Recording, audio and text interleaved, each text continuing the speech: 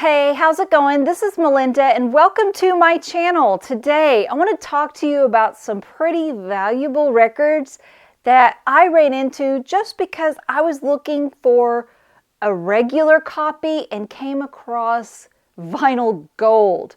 And this probably happens to you as well. And it makes me wonder how many times I'm flipping through records, and if it's not a record I'm looking for, how many times have I passed up gold, absolute killer records that cost a lot of money that they just weren't on my radar? And please stay tuned to the end of this video because I'm going to be doing a little buyer beware about something that has happened, I read about, and something that has happened to me personally that if you're not aware of it, it could cost you a lot of money. It's a big mistake to avoid. But first, I want to talk to you about the inspiration for this video because every video I make is about my vinyl shopping experience. There are usually something happens that inspires me to make the video on a weekly basis, which is very cool, and I love that I'm able to share my feelings and thoughts with you.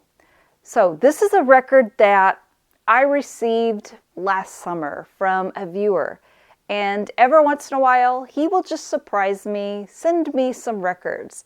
He is someone who goes to garage sales every weekend and looks through those antique stores, and he will share with me some of his amazing finds. And this is one that would have totally went past my radar. I wouldn't have even known this was a valuable record had he not sent it to me, because if I was flipping through records, I would have just flipped on past it and not given it a second thought.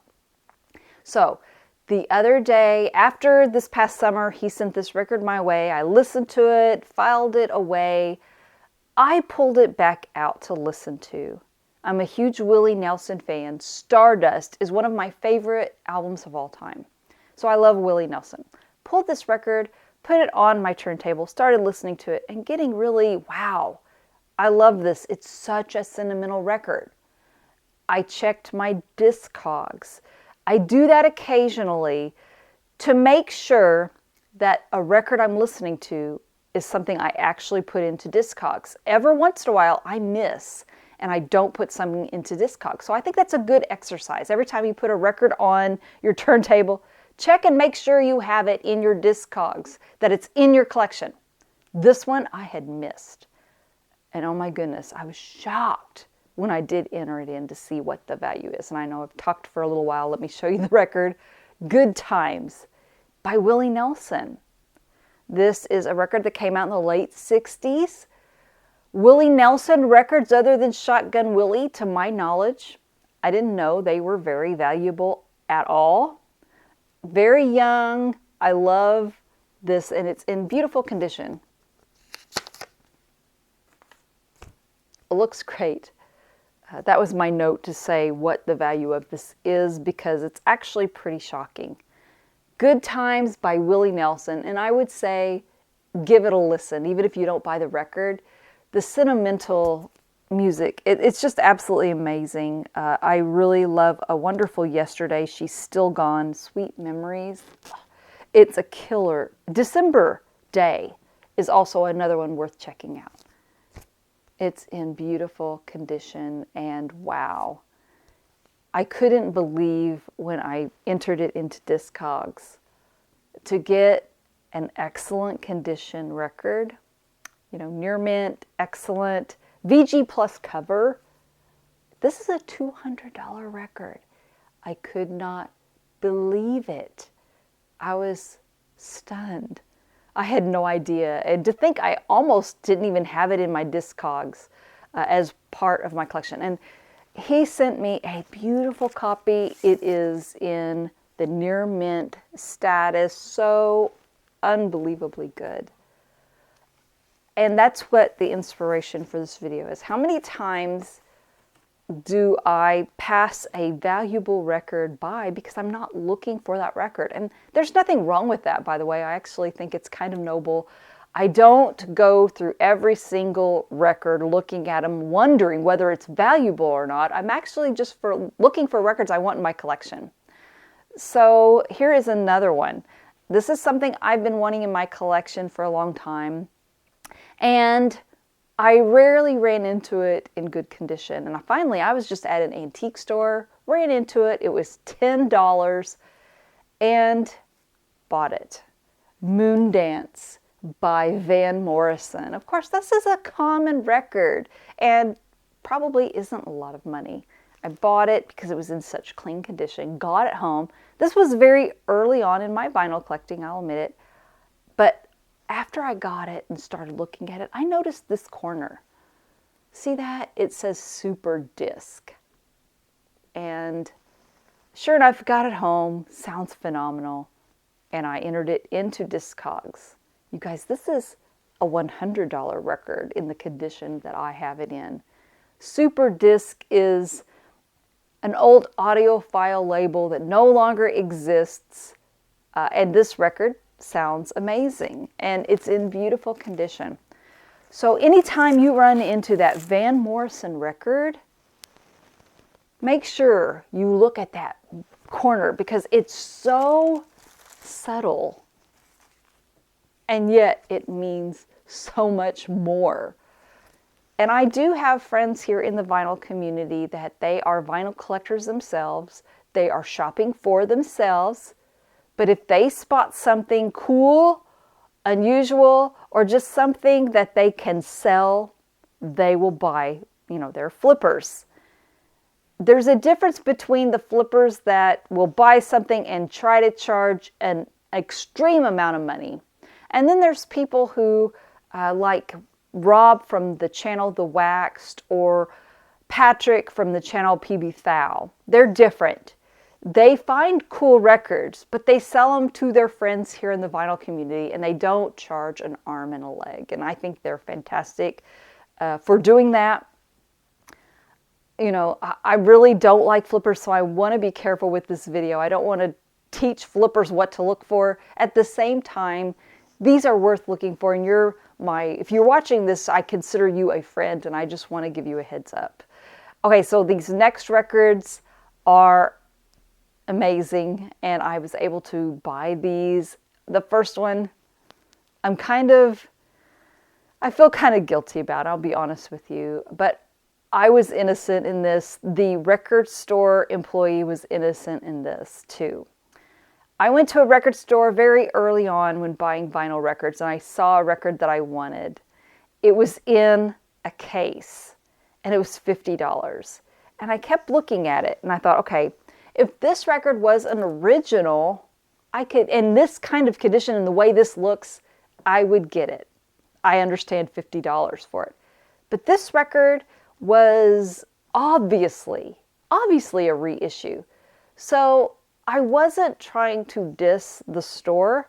I was really wanting to learn something. I was very curious. So I asked the store employee, this record is in your case for $50. It's clearly not an original. What makes this record so expensive? I wanted to learn as a new vinyl buyer. And he said, well, let me look into it and I'll let you know. So I did my shopping and looked through their bins while he was doing a lot of research, and he spent a lot of time. And he said, you know what? This isn't an original. This is a reissue. I don't know why it's so expensive. They're asking $50-ish for it. I think that's what the price was. This was a long time ago. He said, I'll sell it to you for $20. And honestly, in that moment, I didn't even want to pay $20 for it. It was a reissue. I didn't even think it was probably worth $20, but because he had spent so much time researching while I was shopping, I said, okay, I'll buy it. It was kind of a guilt buy. I got this thing home, and it is Casino Royale, a beautiful, if you're into soundtracks, this is one of the best. I love Dusty Springfield's The Look of Love. I love the movie itself, and I even love the newer version of it.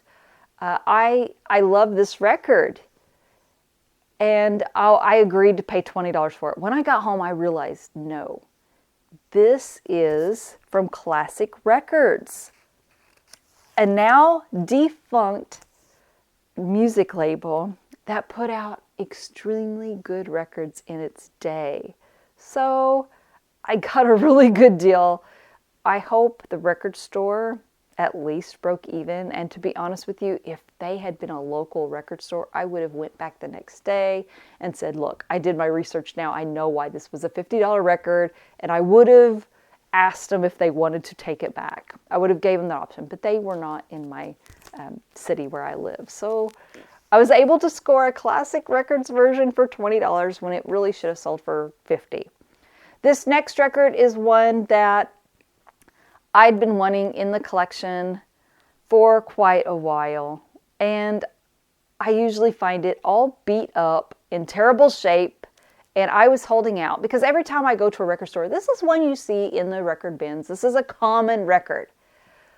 Finally, last February, I was in California, and I found this beautiful copy of the Who Sellout.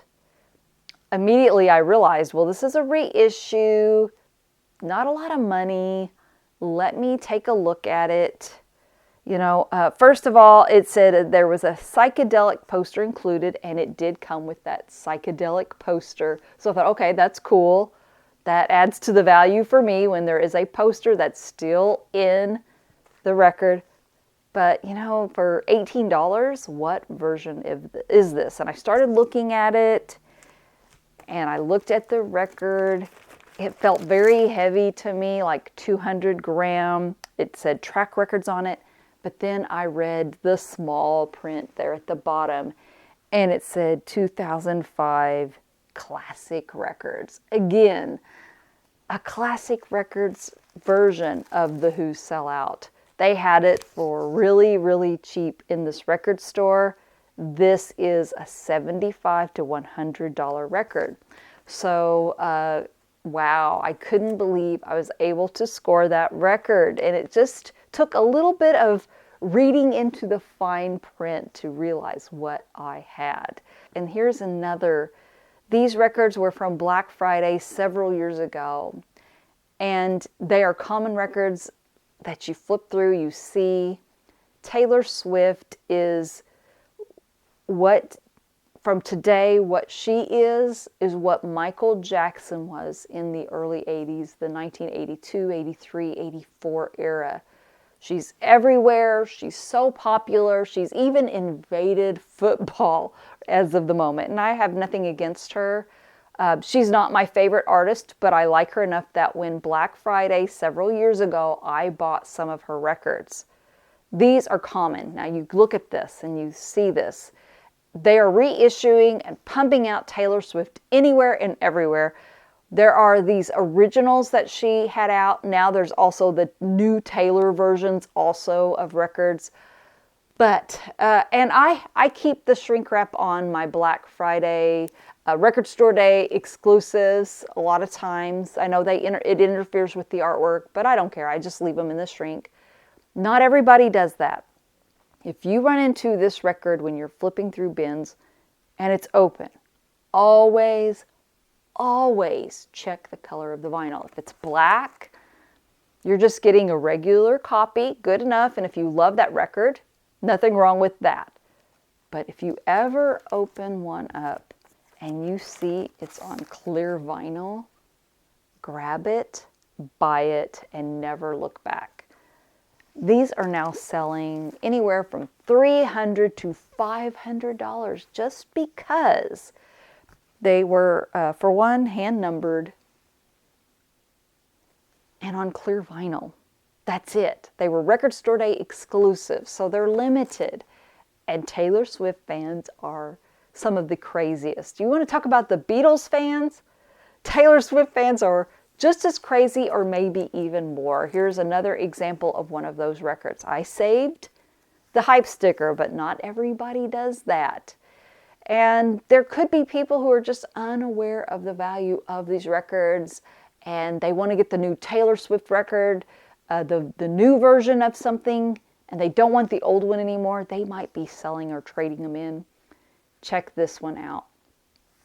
It's on blue vinyl. And again, if you see that record and it is opened, always check the color of the vinyl. If it's black, you're getting a standard version that's worth what they're asking for. If you see this blue version, we're talking hundreds and hundreds of dollars. These Taylor Swift records that I bought from Black Friday several years ago, I never dreamed would be worth what they're worth now. Here's another record that you need to keep your eye on.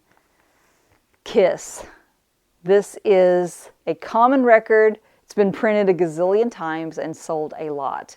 But when Kiss was brand new and this record came out, they weren't selling. And Casablanca was on the ropes, honestly. They had made a huge bet with Kiss. They believed in Kiss. They promoted Kiss. And the first few albums didn't sell instantly. It was when they put out Kiss Alive is when Kiss blew up. And of course, now people have went back and bought these records. And this is a very, very common record. But if you keep your eyes open and you're looking at Kiss records and you see this old blue Casablanca label, let me pull it out here. Check it very carefully. If it does not say Kissin' Time on here, and it's hard to read, but if you look at these little marks here, and if they don't say Kissin' Time on there, this record is a $100 record. It's not easy to find, but it's not hard. I've seen two in my lifetime when flipping through records. I always check. Kissin' Time was something that was added to the second pressing of this record. The first pressing wasn't selling very well. There was a promotion of a kissing contest, and Kiss sang a song called Kissin' Time for this kissing contest. They added it onto the second pressings of this record. This first pressing is a lot more rare, and if you find it, and if Kissin' Time isn't on the label and it isn't on the record cover, you've got a very, very early version of that record worth more than any other copy. And that brings me to a buyer beware story that I want to share with you. I read the other day about a story of a guy who wanted a certain box set and it was already sold out of print. And he saw, when he was looking through things for sale, that someone had it up for sale. They had a really good reputation. This was a seller that had a 100% feedback rating, sold thousands of records. And it was a box set that was very expensive now, probably a $300 or $400 box set. And the asking price was $200. And when you see the conditions near mint, it's a box set that you really want, sold by a seller with a great reputation. I think a lot of times your first instinct is, I better grab it, because if I don't, someone else will beat me to it and I will miss out on this incredible deal. So this person said they did that. They bought this box set. Only after they had already bought it, they realized that this seller had broke up this box set. And this person paid $200 for just one of the records in that box set. Thankfully, the seller was a good guy, and the buyer sent him a message and said, look, I made a mistake. I thought this was for the complete box set. I didn't read the information. Can you please just cancel my order? And the seller did. But there is a box set in my collection that's in the same situation, and I wanted to do a little buyer beware about it. So this is one of the true gems of my collection. This is the Ozzy Osbourne See Ya on the Other Side box set. I think this is probably the best box set I have ever seen. It has every bell and whistle you could possibly want. A beautiful box, very, very cool looking. It comes with Ozzy Osbourne signing and numbering this set. You can see it is his true signature on here. It is not a fake signature, and it is numbered. It comes with an amazing amount of records. They're all on a very cool splatter vinyl. They sound great. There's posters. There's so many bells and whistles. And this sold for $500 a few years ago and sold out.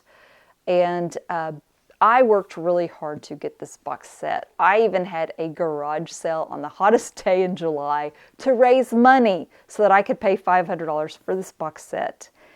And I'm thrilled to have it. It's now worth a lot of money, a lot of money. It's probably $1,000. You know, you might be able to get a better deal than that, but I'd say on average, this now sells for $1,000.